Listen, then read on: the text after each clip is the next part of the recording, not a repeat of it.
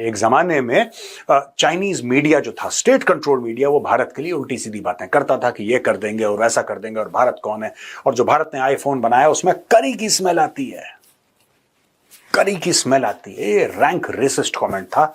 यही global times आज की तारीख में भारत को ऐसे पोर्ट्रे कर रहा है कि यार ये तो दो भाई थे जो मेले में पिछड़ गए। और चाइनीज गवर्नमेंट अभी डरी हुई है, सीसीपी गवर्नमेंट अभी डरी हुई है। वो इस दौरान कोई स्टॉक मार्केट के अंदर मैनिपुलेशन नहीं चाहता, वो कोई आर्टिफिशियल क्रैश नहीं चाहता।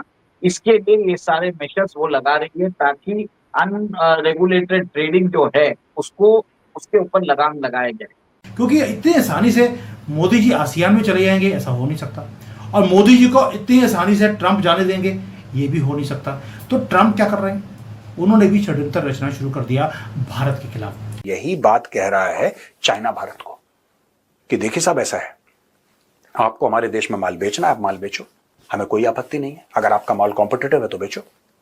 चाइना यह भी कह रहा है कि मिलके हम लोग एक नया इतिहास लिखते हैं। बबल की बात की जा रही है, अगर ये बबल बर्स्ट होता है तो असर कहां तक नजर आएगा? वॉल स्ट्रीट, दलाल स्ट्रीट, या फिर चाइना तक ही सीमित रहेगा? देखिए, अगर बबल बर्स्ट होता है तो फायदा इंडिया को होगा, क्योंकि इन्वेस्टर्स क्या करेंगे, चाइनीज मार्केट को बेच के वो इंडियन मार्केट में इन्वेस्ट करेंगे। सीधी बात है। तो यहाँ से जब आप निकोबार आइलैंड पे अपनी डिफेंस सिटी बनाते हैं तो आप सेंट मार्टिन भी चेक कर लेंगे, कोको आइलैंड भी चेक कर लेंगे, श्रीलंका पे भी इम्पैक्ट डाल लेंगे, मलक्का स्ट्रेट पे भी आपकी असर अच्छा होगा, एंड ट्रेड रूट भी आपका सिक्योर होगा। जो एम्बेसडर ने बोले हैं, इसका मतलब क्या? इसका यह मतलब है कि अमेरिका की जो हेजेमनी है या अमेरिका की जो खुली गुंडागर्दी है कि मैं तुम्हारे ऊपर इतने लगा सकता हूं, मैं लगा दूंगा टैरिफ, मैं तुम्हारे ऊपर सैंक्शन लगा दूंगा, मैं टैरिफ लगा रहा है, टैरिफ बोल रहा है सैंक्शन, और दोनों में जमीन आसमान का फर्क है। लगा रहा है टैरिफ, बोल रहा है सैंक्शन, यानी कि यहां पे इंफॉर्मेशन वॉरफेयर भी चल रहा है, यहां पे नैरेटिव बिल्डिंग भी चल रही है। तो चाइना ने यह कहा है भारत से कि आओ एकजुट होके इस चीज के खिलाफ हम धक्का देते हैं। यहां पे भारत ने एक दूसरा खेल खेला दोस्तों, जो कि बड़ा इंपॉर्टेंट है। अब दोस्तों, यूएस चाइना रिलेशनशिप के ऊपर एक बहुत बड़ा एक्सपर्ट है जो कि अमेरिकन है, उसका नाम है गॉर्डन चैंग। जाहिर सी बात है, नाम से आपको पता लग गया ये मूलतः चाइना के हैं, लेकिन अब अमेरिका में हैं और वहां के सिटीजन हैं, और ये चाइनीज अमेरिकन रिलेशनशिप को बड़े क्लोजली फॉलो करते हैं। और उन्होंने एक बात देखी है और समझी है। उन्होंने ये बोला है कि डोनाल्ड ट्रंप ने एक कदम पीछे ले लिया। जो उनका रेटरिक था ना, अब डोनाल्ड ट्रंप क्या कर रहा है? डोनाल्ड ट्रंप भारत के खिलाफ कुछ नहीं बोल रहा। डोनाल्ड ट्रंप पिछले 4-5 दिन से चुप है, भारत के खिलाफ स्टेटमेंट नहीं दे रहा। उसने नवारो जैसे लोगों को छोड़ रखा है कि देखो सुनो, काटना नहीं है, तुम हल्का हल्का भौंकते रहना, यहां से वहां कुछ ना कुछ करते रहना, डोंट वरी, मैं कुछ नहीं बोलूंगा। क्योंकि भारत वही बात सीरियसली लेगा जो मैं बोलता हूं, और तुम लोग माहौल बनाते रहो। होता ना, एक मेन कव्वाल होता है दोस्तों, और एक पीछे उसके 8-10 साथी जो होते हैं ताली बजाते हैं। तो उसने बोला तुम ताली बजाते रहो, ताली बजाते रहो, माहौल बनाते रहो, मैं कोई गाना नहीं गाऊंगा। यह बात डोनाल्ड ट्रंप ने बोल दी है। और गॉर्डन चैंग का यह कहना है कि ट्रंप ने डायल डाउन करा, he has walked back a few steps, क्योंकि उसको ऐसा लगा कि दीवार में जाके भिड़ गया, क्योंकि इंडिया हिला नहीं अपनी पोजीशन से, राइट। और वहां पे इंडिया ने एक बहुत बड़ा एक संदेश दिया है पूरी दुनिया को कि जिसको भी गलतफहमी है, क्योंकि मोदी जी चले गए चाइना एससीओ मीटिंग में और वहां पे वो हाथ मिला के हंस रहे हैं पुतिन के साथ और शी जिनपिंग के साथ, तो एक नया एक फ्रंट बन गया दुनिया में। ऐसा कोई भी फ्रंट नहीं बना, भारत कोई फ्रंट नहीं बनाता, भारत किसी के साथ कोई फ्रंट नहीं बनाता। भारत अपने आप में सक्षम है एक अलग फ्रंट। हाँ ठीक है, भारत का जीडीपी चाइना जितना नहीं है, भारत की मैन्युफैक्चरिंग कैपेबिलिटी उतनी नहीं है जितनी चाइना की है। चाइना की आर्म्ड फोर्सेस न्यूमेरिकल स्ट्रेंथ में ज्यादा है हमसे, उसके पास हो सकता है कि एरोप्लेन ज्यादा हो, सबमरीन ज्यादा हो, ये सब ठीक है, लेकिन इसका मतलब ये नहीं कि कोई हमें बोल दे कि चलो ठीक है आप एक काम करो, मैं टीम का कप्तान हूं, आप मेरी टीम में। ना ना नहीं, हम अपनी टीम है हमारी, हम अपनी टीम के कप्तान है। तुम्हारी जितनी बड़ी टीम नहीं होगी हमारे पास, लेकिन हमारी खुद की टीम है। हमारा प्लॉट छोटा है, लेकिन वो प्लॉट हमारा है, वो प्लॉट हमने किसी से किराए पे नहीं लिया, उसका मालिकाना हक हमारा है।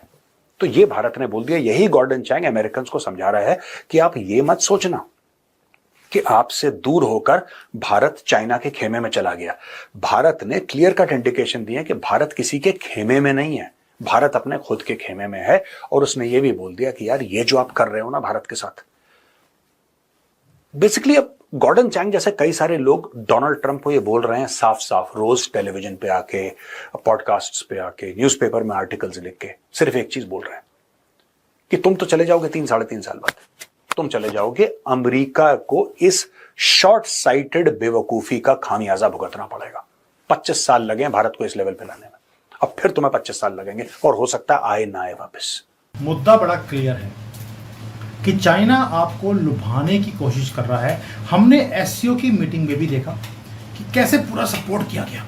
जो जो मोदी जी ने शर्तें रखी, अज़रबैजान मीटिंग में नहीं होना चाहिए, उसको कब्र से बाहर गेट पे बिठा दिया कि बेटा तो वही बैठा रहे, कुर्सी से हिलना नहीं, क्योंकि मोदी ने बोला है। मोदी ने बोला कि जो ट्रेड है भारत के साथ आपका बढ़ रहा है, हमारा भी बढ़ाओ।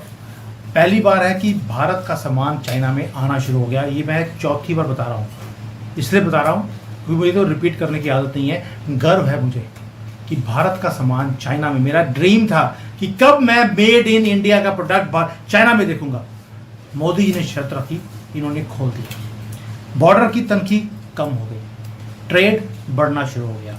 दादागिरी किसी की भी हम सहन नहीं करते, वो हमने बोल दिया चाइना को। इसीलिए 3 सितंबर को जो उनकी परेड थी हमने अटेंड नहीं करी। इकोनॉमिक इंटरेस्ट हमारा उनके साथ अलाइन किया है, फॉरेन पॉलिसी को अलाइन कर दिया कि जो हमारी भाषा होगी चाइना की भाषा भी वही होगी अगेंस्ट अमेरिका। अब आप देखिए, एक तरफ ये काम हो रहा है, दूसरी तरफ से आसियान में हमें लेके आने की कोशिश की जा रही है कि माई बाप आसियान में आप आ जाओ, थोड़ी सी हमारी भी इज्जत बढ़ जाएगी, वरना तो सारे होंगे शक से देखते हैं। ये है चाइना का हाथ। और इधर हमारे ही देश के एक पोल डांसर, वो क्या कर रही है भी, आपने क्योंकि वहाँ पर आइलैंड पे आप इतनी तरक्की कर रहे हैं, पोल तो लगाया नहीं, तो मैं कैसे मान लूँ। और उसका बेटा वो बैठा है यहाँ पर उग्रवादियों के बीच में, देश के खिलाफ षड्यंत्र कैसे रचाना है, कैसे भारत को नीचे करना है। और भाई तुम्हारे 15 बाप में से एक बाप चाइना, वो मोदी जी के कदमों में आ गया, तुम भी आ जा, बच जाएगा। वरना 2040 तक की मैं फोटो दिखाई दी कि 2040 में कांग्रेस ढूंढता फिरेगा, जो आज भारत तोड़ो यात्रा करता है, फिर यात्रा करेगा कांग्रेस ढूंढो यात्रा। क्योंकि मुझे जो खुशी मिलती है, चाइना की जो वाट लगा के रखी है मोदी जी ने, जो मुझे खुशी मिलती है देखकर। वैसे तो कई लोग बोलते हैं सर आपकी कर्म भूमि है, आप गालियाँ निकालते रहते हैं। मैं चाइना को गालियाँ नहीं निकाल रहा हूँ, भारत के लिए खुश हूँ। समझिए बात को कि कर क्या रहा हूँ। तो जो मुझे खुशी मिलती है कि मोदी जी ने जैसे इसको बिल्कुल पैरों की जो ना जूती के नीचे रखा हुआ है, पंजाबी बोलते हैं पैर की जूती के नीचे रखे हुआ है, वो वाला हाल किया हुआ चाइना के साथ। और मुझे जो खुशी मिलती है देखकर भाई मज़ा आ जाता है। बिकॉज 1962 से लेकर अब तक हमें बेवकूफ़ बनाया चाइना ने, आज पहली बार है हम इसे बेवकूफ़ बना रहे हैं।